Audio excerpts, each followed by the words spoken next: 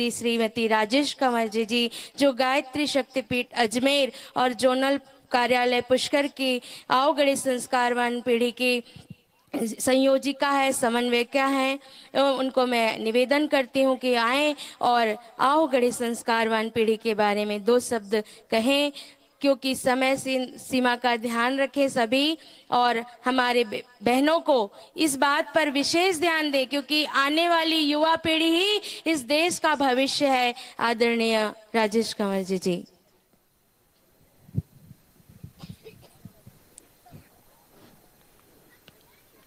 सूक्ष्म रूप से विराजे हुए गुरुदेव माता जी, दादा गुरु, सम्मानित मंच, हमारे गायत्री परिवार के सारे आज के ऋषिगण और इस यज्ञ में जो पधारी हुई हैं मेरी माता, बहनें, भाई, सबको मेरा प्रणाम। आप लोग बैठिए। 7 आंदोलन चढ़ाए हुए थे, शिक्षा, स्वास्थ्य, साधना, पर्यावरण, नशा मुक्ति, नारी आंदोलन, और 8वां आंदोलन है आओ गढ़े संस्कारवान पीढ़ी। ये आपको नाम से ही, इसके नाम से ही आपको ध्यान आ गया होगा कि जो पीढ़ी आ रही है उसको हम संस्कारवान बनाते हैं। बनाते कैसे हैं? उसको गर्भ में संस्कारवान बनाते हैं। उसके लिए क्या करना है? आपने सबने महाभारत सुना होगा। महाभारत में अभिमन्यु की कहानी सबने सुनी है। अभिमन्यु गर्भ में ही, अपनी माता के गर्भ में ही अर्जुन सुना रहे हैं, सुभद्रा सुन रही है। चक्रव्यूह की रचना सबने सुनी है, आप सबने सुनी है। वैसे ही आप अब थोड़ा सा ध्यान दीजिए कि ये जो संस्कार हैं, ये जो पुष्पन संस्कार है, ये संस्कार गर्भ में ही कराया जाता है। सारे संस्कार गर्भ में दिए जाते हैं। जब गर्भ में बच्चा माँ के 3.5 महीने का हो जाता है, उसका संस्कार कराया जाता है। उसमें क्या कराया जाता है? 3 जड़ी बूटियां, गिलोय, बड़ और पीपल, उसको सुंघाया जाता है और खीर की आहुति दी जाती है, उसका संस्कार कराते हैं।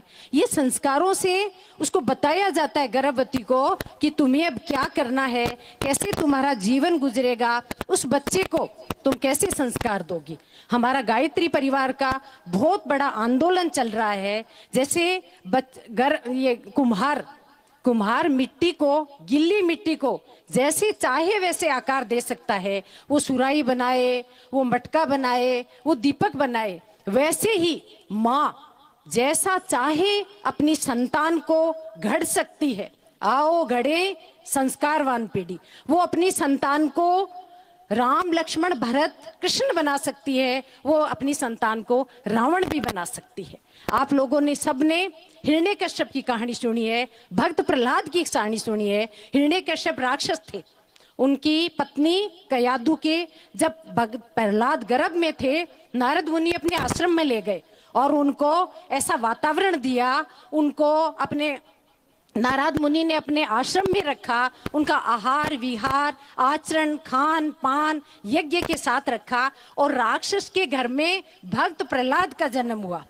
इधर दूसरी तरफ आप देखिए, रावण ऋषियों की संतान थे, पर माँ का, नाना का चिंतन ऐसा था कि ऋषियों के घर में राक्षस पैदा हुआ।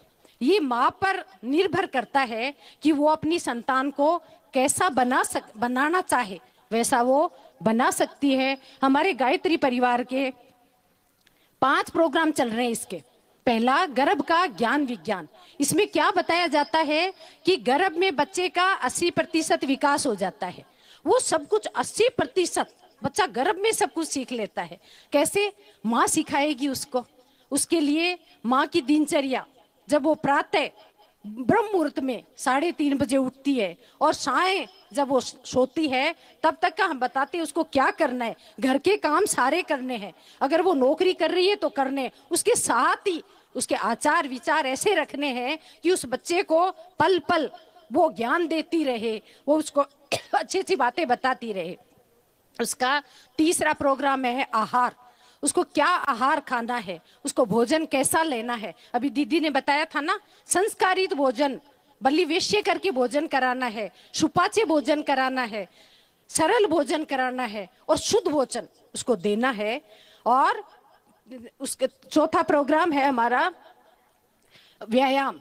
योग, व्यायाम, प्राणायाम, ध्यान, ये उस गर्भवती को करना है। कैसे करना है हम बताते हैं। और पांचवा बहुत इंपॉर्टेंट प्रोग्राम है, वो है बच्चे से संवाद।